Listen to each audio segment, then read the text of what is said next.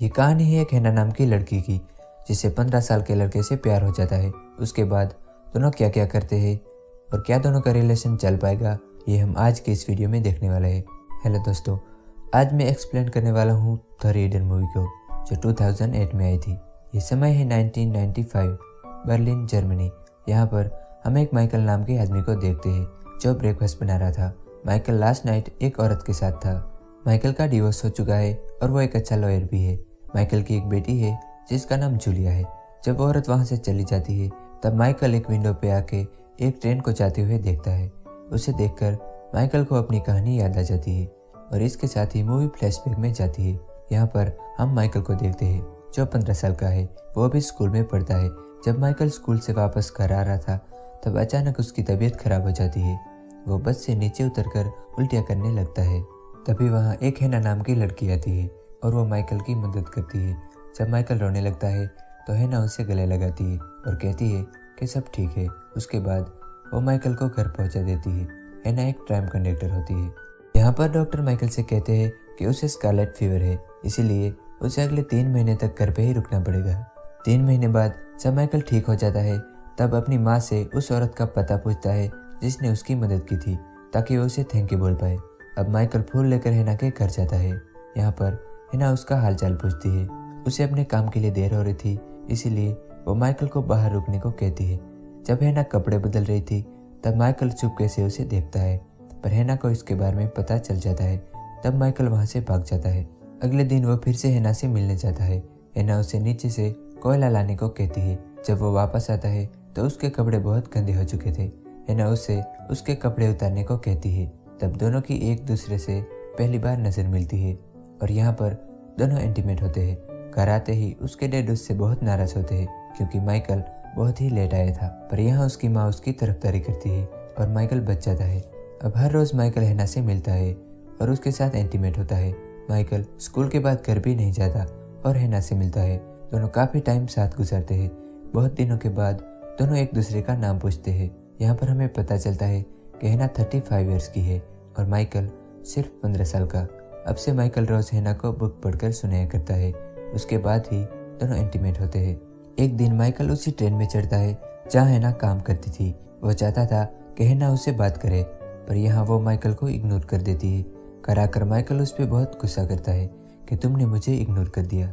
हैना कहती है कि मैं समाज के सामने तुम्हें इस तरह अपना नहीं सकती, मेरी भी कुछ मजबूरियाँ हैं। माइकल उसे नाराज भी होता है, पर फिर वो वापस भी आ जाता है क्योंकि वो हैना से बहुत प्यार करता था। यहाँ पर वापस दोनों इंटीमेट होते हैं। ऐसे ही एक दिन माइकल हैना से साइकिल ट्रिप पे जाने को कहता है। हैना भी मान जाती है। वहाँ पर दोनों बहुत ही खुश थे। अब तो हैना भी माइकल को पसंद करने लगी थी।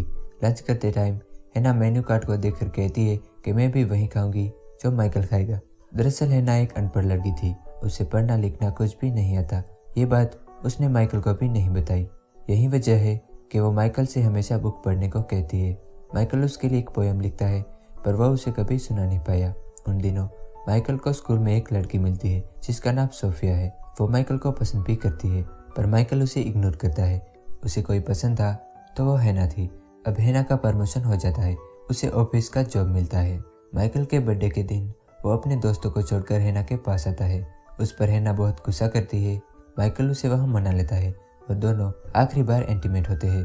अगले दिन माइकल को बिना बताए हैना घर से चली जाती है।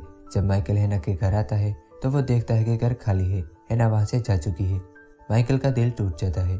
इन दिनों वो बहुत ही उदास रहता है और अपना वक्त अकेले ही बिताया करता है। ऐसे ही 8 साल बीत जाते हैं। माइकल अब 23 साल का हो चुका है।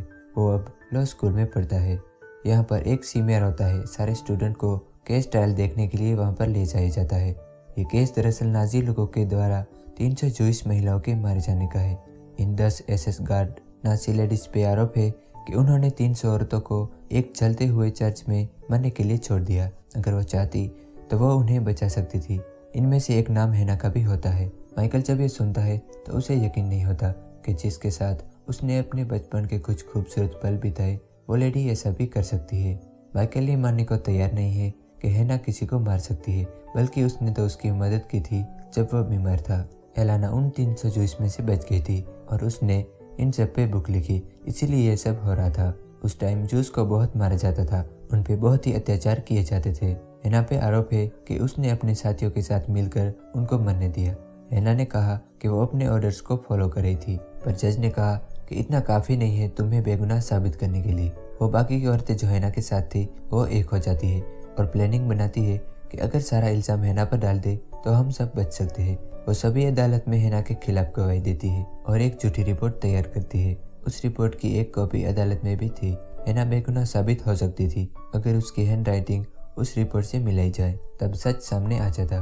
पर जैसे ही हैना के हाथ में पेन और पेपर दिए जाते हैं तो वो कुछ भी लिखने से इनकार कर देती है और शर्मिंदगी की वजह से सारा इल्ज़ाम अपने सर ले लेती है, क्योंकि हैना को पढ़ना लिखना नहीं आता था। माइकल को भी ये बात अब पता चलती है कि क्यों हैना हमेशा उससे पढ़ने को कहती थी। कोर्ट हैना को उम्र कैद की सजा सुनाती है और बाकी लेडी को 4 साल और 3 महीने की। माइकल अपने प्रोफेसर से हैना के बेगुनाह होने की बात करता है और ये भी कि हैना पढ़ लिख नहीं सकती तो वो रिपोर्ट कैसे लिख सकती है। प्रोफेसर कहते हैं कि अब कुछ नहीं हो सकता, हैना ने खुद अपना गुनाह कबूल किया है और अब कोर्ट भी उसे सजा सुना चुकी है। और इस तरह से वो अपने पहले प्यार को जेल जाते हुए देखता है। उसकी आंखों में आंसू थे, पर वो कर भी क्या सकता था। उसे हैना से मिलने की परमिशन भी मिल जाती है, पर वो उससे मिले बिना ही वापस आ जाता है, क्योंकि कहीं ना कहीं वो हैना के साथ वही करना चाहता था जो हैना ने उसके साथ किया। अब माइकल अपनी लाइफ में बिजी हो जाता है।